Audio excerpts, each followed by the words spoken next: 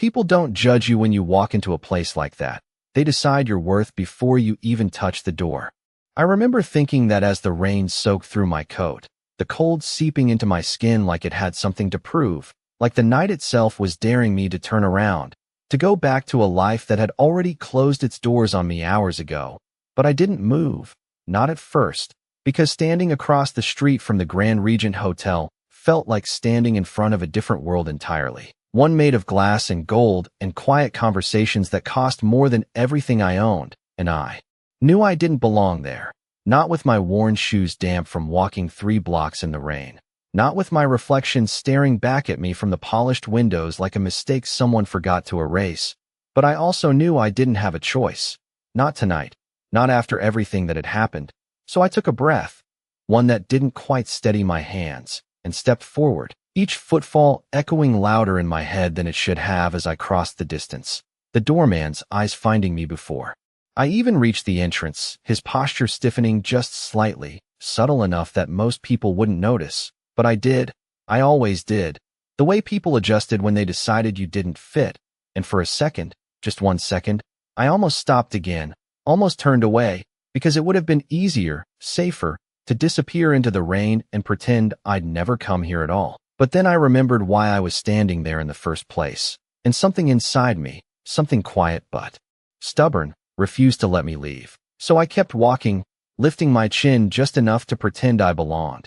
Even if every step felt like a lie, and when the doors opened, the warmth inside hit me all at once, along with the soft glow of chandeliers overhead, the muted hum of voices, the clink of glasses somewhere deeper in the lobby, everything polished and perfect and painfully out of reach, and I felt it immediately, the shift, the way conversations didn't stop, but changed, like a current.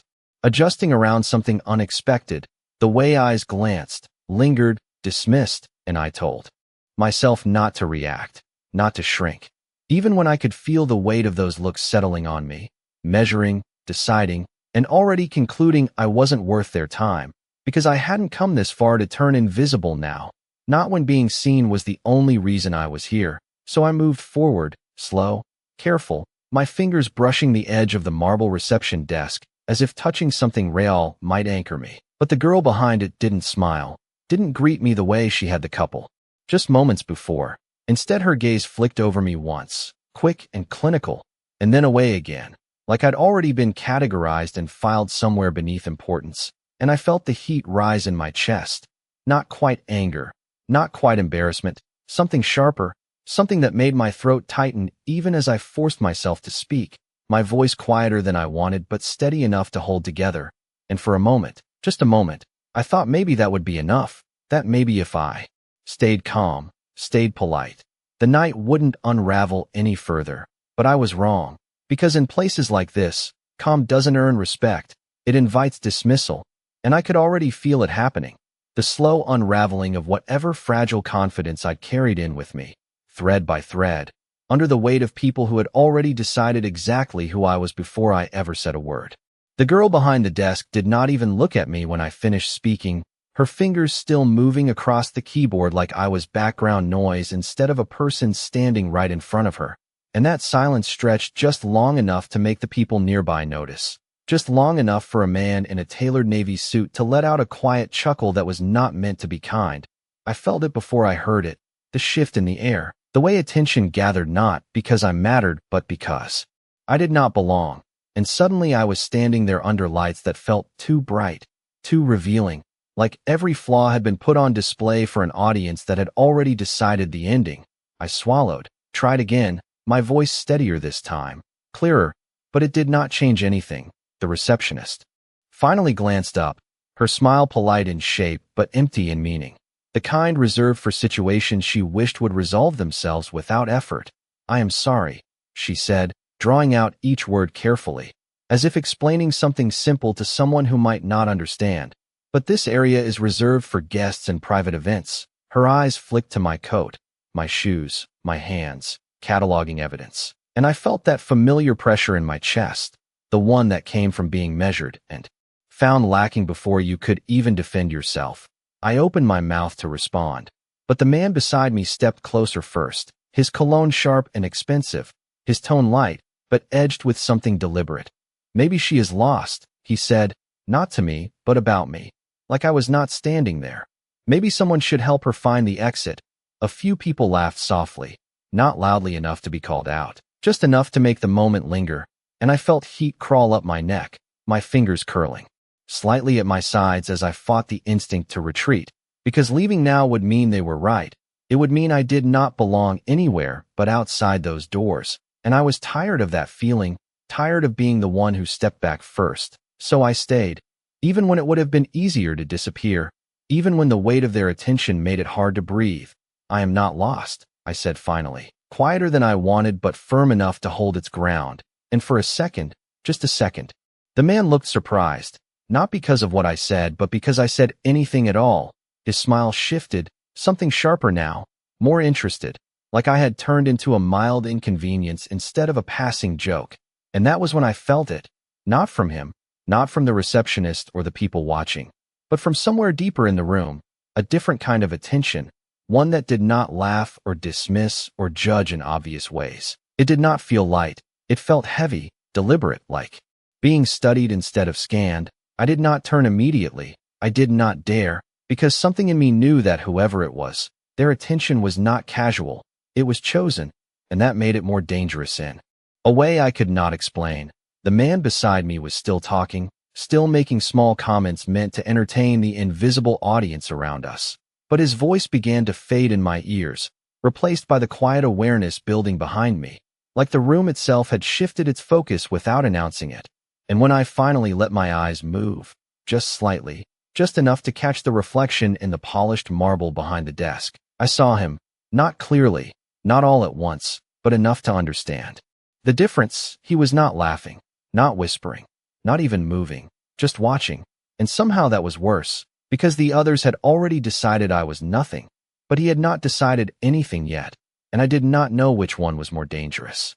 The man beside me opened his mouth again, ready to continue whatever quiet performance he had started at my expense, but he never finished the sentence, because something changed in the room in a way that did not make noise but still demanded attention. It was subtle, almost invisible, the kind of shift you only noticed if you were already on edge, like I was. The receptionist straightened just slightly, her posture tightening, as if someone had drawn an invisible line through the air. The laughter nearby faded not because anyone told them to stop, but because something heavier had taken its place, and I felt it before I saw it. The presence behind me moving closer, not rushed, not hesitant, just certain, each step measured, controlled, like the space itself belonged to him, and everyone else was simply borrowing it. I did not turn fully this time. I did not need to, because the reflection in the marble told me enough. Dark suit, perfectly tailored, broad shoulders that carried authority without effort, and eyes that were not searching but already fixed on something, on me. And that realization sent a strange tension through my chest. Not fear exactly, not yet, but awareness, the kind that made your breathing change without permission. The man next to me noticed it too. I saw it in the way his smile faltered, just for a second, before he tried to recover, adjusting his stance, clearing his throat, as if reminding himself who he was supposed to be in this moment. Important, confident, untouchable, but it did not land the same way anymore, because now he was not the one being watched. The footsteps stopped just behind my shoulder, close enough that I could feel the faint shift of air, the quiet presence of someone who did not need to announce themselves to be acknowledged. And then a voice, low, calm, and completely controlled, cut through the space without raising in volume. "Is there a problem here?" It was not directed at me, not at first. It was directed at the situation, at the imbalance that had been allowed to unfold, and the effect was immediate. The receptionist's polite mask sharpened into something closer to concern. The man beside me straightened fully now, turning toward the voice with a quick, almost eager smile that did not quite hide the flicker of uncertainty underneath. "No problem at all," he said quickly, "just a misunderstanding." But the words sounded thinner than before, less convincing, because the man behind me did not respond right away, and that silence carried more weight than any argument could have. I finally turned then, slowly, because pretending not to notice him felt impossible now, and when my eyes met his, the rest of the room seemed to blur at the edges. He was not older than I expected, not by much, early 30s maybe. But there was something in the way he held himself that made age irrelevant. Dark hair, precise features, and eyes that did not wander, did not hesitate. They held, steady and deliberate, like he was reading something deeper than what was visible. And for a second I forgot what I was supposed to say, forgot the reason I had come here at all, because no one had ever looked at me like that before. Not curious, not dismissive, just focused, like I was something worth understanding instead of something to ignore. And that should have felt reassuring, but it did not. It felt dangerous in a quieter, more complicated way, because being seen meant you could not hide anymore, and I was not sure which parts of me he was already beginning to understand. No one spoke for a second after I turned to face him, and that silence felt intentional, like he was giving the moment time to settle into something clearer, something undeniable. His gaze did not move away from mine, not even when the man beside me shifted uncomfortably and let out a small, forced laugh that did not belong in the space anymore. "I told you, it is nothing," he said again, this time a little quicker, a little sharper, as if repeating it could make it true. But the man in front of me did not acknowledge him right away. Instead, his eyes flicked briefly, not dismissive but pressing in again. All those eyes still there, still waiting, but this time the attention felt different, not mocking, not entirely, more uncertain, like they were no longer sure how this would end. I hesitated for a fraction of a second, long enough to feel the risk of speaking, but also the cost of staying silent. And then I shook my head, just once, small but certain. "No," I said, and the word came out steadier than I expected. I did not.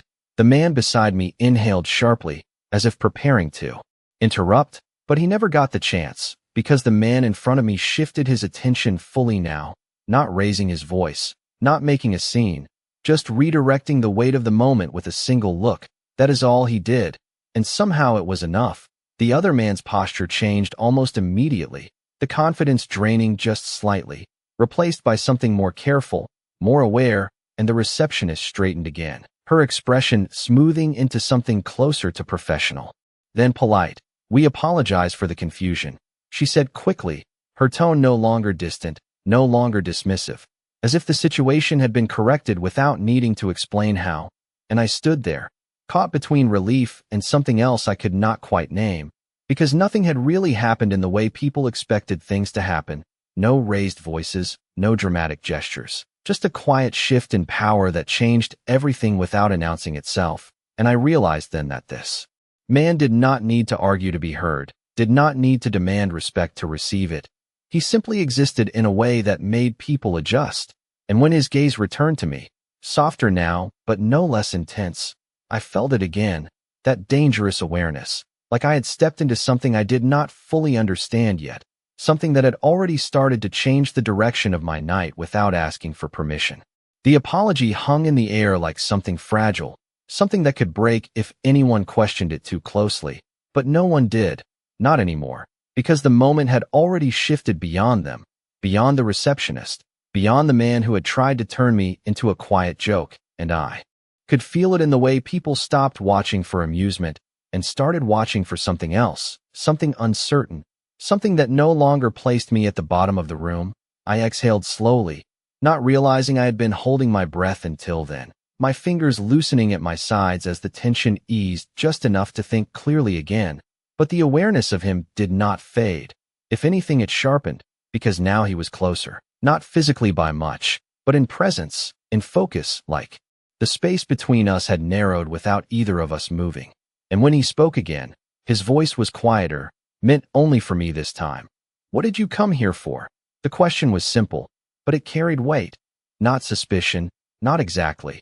More like expectation, like he already believed there was a reason and wanted to see if I would say it out loud.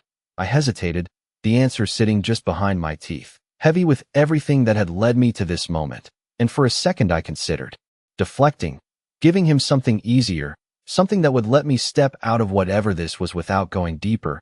But something in his gaze made that feel pointless, like he would see through it before I even finished speaking. So I told the truth, or at least enough of it to matter. "I am meeting someone," I said, my voice softer now but steady. The name of the hotel felt different when I said it, less like a place I had wandered into, and more like a destination I had forced myself to reach. His eyes did not leave mine. not even for a second, and I saw the shift there, subtle but real, not surprise, not doubt, more like calculation, as if he was placing that piece into something larger, and for a moment I wondered how much he already knew, not just about this situation but about me. Because the way he looked at me did not feel like the beginning of understanding, it felt like the middle of it, and that thought sent a quiet unease through my chest, the kind that made you question how visible you really were. Who are you meeting? He asked, and this time the question felt sharper, more precise, not invasive but focused, like he was narrowing in on something specific. I hesitated. Again, not because I did not know the answer, but because saying it felt like crossing a line I could not step back from. But before I could decide, the receptionist spoke again, her tone careful, almost deferential now. If you would like, we can verify your reservation. Her eyes flicked briefly toward him before returning to me, as if seeking approval she had not needed before, and I realized then just how much his presence had changed everything.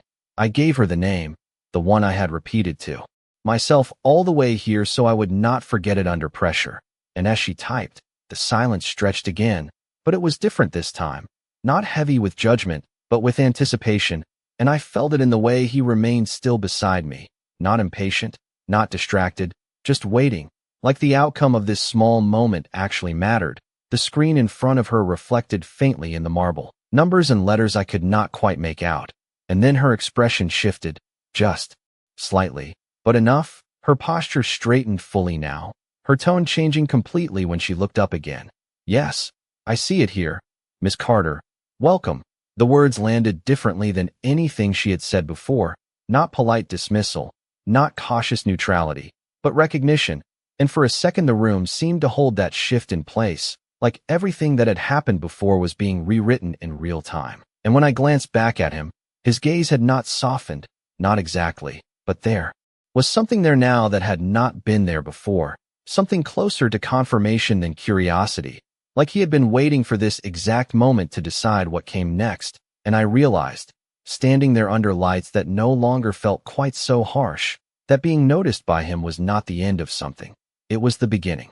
The word welcome echoed in my head longer than it should have, because it did not feel like something meant for me, not after everything that had just happened, not after the looks, the quiet laughter, the careful dismissal that had followed me from the door to the desk, and yet there it was, spoken clearly, confidently, as if it had always been waiting, as if I had always belonged here and everyone else had simply been mistaken. I nodded slowly, not trusting my voice just yet, my attention flicking briefly to the receptionist as she straightened papers that did not need straightening, her movements suddenly precise, respectful, almost rehearsed in a different way than before. And then I felt it again, his presence, not pressing, not demanding, just there, steady and undeniable, like a gravity I had stepped into without realizing. He did not look at the receptionist, did not acknowledge the change in her tone, because to him it was not a change at all. It was simply how things were supposed to be, and that realization settled into me with a quiet weight, because it meant this was not new for him. This shift, this control, this ability to alter a moment without raising his voice. It was routine, natural, effortless, and I was the one out of place in it. Miss Carter, the receptionist continued, her voice softer now. If you would follow me, we will escort you to the private lounge where your meeting is scheduled. I blinked once, processing the words, private lounge. The phrase felt distant, like something meant for people who understood this world, who moved through it without hesitation, not someone who had stood outside in the rain debating whether to walk in at all. I hesitated, just for a second, not because I did not want to go, but because moving forward felt like stepping deeper into something I could not fully see yet, and that was when he spoke again, not loudly, not interrupting, just adding to the moment in a way that shifted its direction slightly. She will not need an escort, he said, his tone calm, certain, and the receptionist paused, her eyes flicking toward him again, not questioning, just adjusting. Of course, she said quickly, her posture aligning with his words as if they were instructions she had been waiting for. And then it was quiet again, but not the same kind of quiet as before. This one felt intentional, contained, like the moment had been sealed in place. I turned slightly toward him, not fully, just enough to acknowledge what he had done without making it into something larger, and for a second I Considered saying thank you, something simple, something expected, but the words did not come, because gratitude did not quite fit what this was. It was not help in the way people usually offered it. It was something more deliberate, more chosen, and I was not sure what it meant yet. He met my gaze again, steady, unreadable at first glance, but there was something beneath it now, something quieter than authority, something closer to interest, like he had decided I was worth more than a passing glance, and that decision carried its own kind of weight. You should go, he said finally, his voice lower, meant only for me. They are expecting you. The way he said it made it sound less like a suggestion and more like a certainty, like whatever I had walked into tonight was already set in motion and I was simply catching up to it. I nodded again, this time more sure of the movement, and turned toward the direction the receptionist had indicated, my steps measured, controlled, even as my thoughts moved faster than I could sort them. I could feel the room watching again, but it was different now, not dismissive, not amused, something else entirely, something that followed me as I moved away from the desk and toward the corridor that led deeper into the hotel. And just before I stepped out of the main lobby, I glanced back, not fully, just enough to see if he was still there. He had not moved, still standing where I had left him, still watching, and for a second, just a second, I had the unmistakable feeling that whatever was waiting for me ahead was not the only thing I needed to be ready for. I did not realize how loud my footsteps were until I stepped into the hallway, the sound of my shoes against the polished floor echoing just enough to remind me that I was alone now. Or at least it felt that way. The noise of the lobby fading behind me, replaced by a quieter kind of silence, the kind that belonged to places where conversations were meant to be private and decisions were made without witnesses. The lighting softened here, warmer, less blinding, but it did not make me feel more comfortable. If anything, it made everything feel more intentional, like every detail had been designed to control how people moved, how they spoke, even how they thought. And I could feel it working on me, slowing me down, forcing me to be aware of every step, every breath. I kept walking, even though a part of me wanted to stop, to turn around and go back to the lobby where everything had at least been visible, predictable in its own harsh way, because whatever waited ahead felt different, less obvious. And somehow more important, I reached the end of the corridor where a set of double doors stood closed, dark wood with gold handles that caught the light just enough to draw attention. And I paused there, my hand hovering for a second before I touched them, not because I was unsure of what to do, but because I knew that opening those doors meant stepping fully into whatever this night was becoming. And I was not sure I was ready for that. But I pushed them open anyway, slowly, the hinges silent as if even the doors understood that noise did not belong here. The room beyond was not what I expected, smaller than I imagined, more intimate, with low lighting and a handful of tables spaced carefully apart, the kind of place where people spoke in quiet tones and meant every word. And for a second I stood there just inside the entrance, taking it in, trying to find the person I was supposed to meet. But no one looked up immediately, no one acknowledged me, and that familiar feeling crept back in, the one that told me I was still out of place, still not part of this world.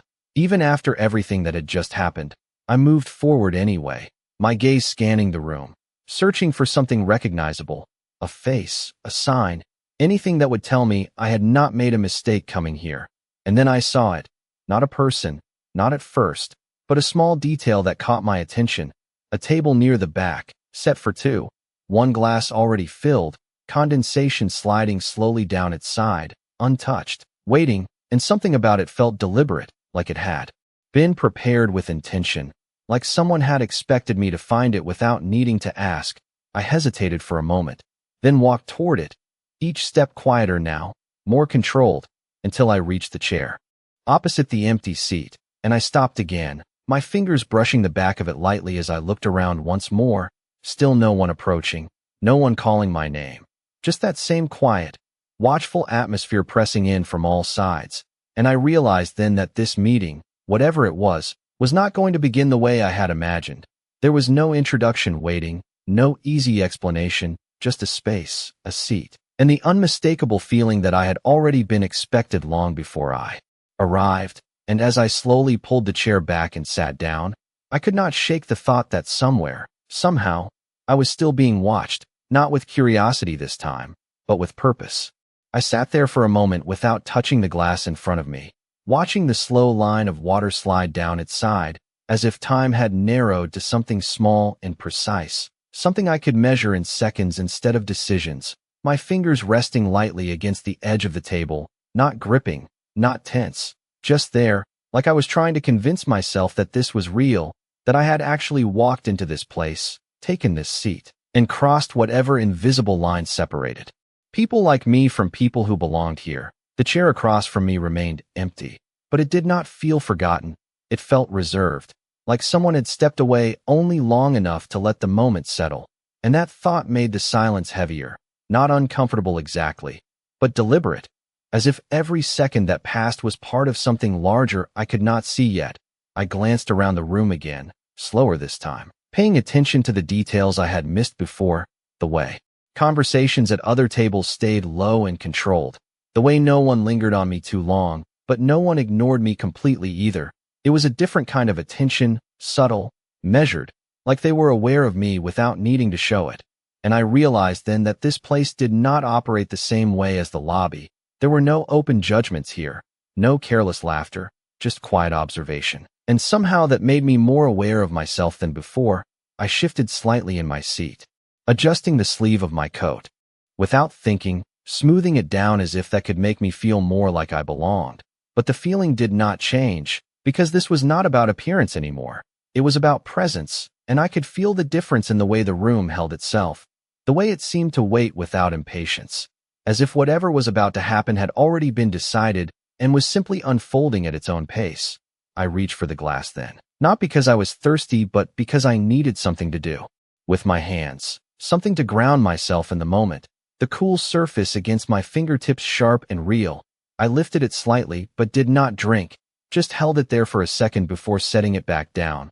The faint sound it made against the table louder than it should have been, and that was when I felt it again, that shift, quieter than before, but unmistakable now that I recognized it. Not coming from the room this time, but from behind me, from the doorway I had just walked through. I did not turn immediately. I did not need to, because something in me already knew. The same awareness that had followed me from the lobby, the same presence that had changed everything without needing to explain how.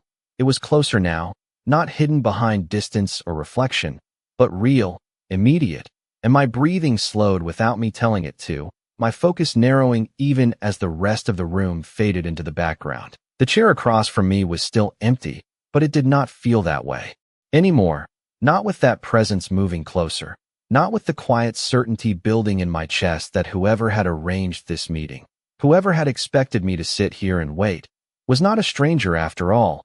And when the footsteps finally stopped just behind the table, close enough that I could feel the subtle shift of air again, I understood something I had not allowed myself to consider until now. I had not been led here by chance.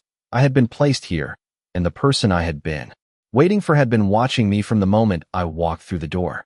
The chair across from me moved before I could turn, the faint sound of wood against polished floor barely audible, but enough to confirm what I already knew. He did not rush, said out loud to make sense of everything that had led here. His gaze held mine, steady, unwavering, and for a second I thought he might deflect, might turn it into something less direct, but he did not. Yes, he answered. Just that. No hesitation, no explanation, and somehow that single word carried more weight than anything else he could have said, because it confirmed everything without softening it. I felt my breath catch slightly, not from fear, but from the clarity of it, from the way the night had unfolded in pieces that only made sense now that they were connected.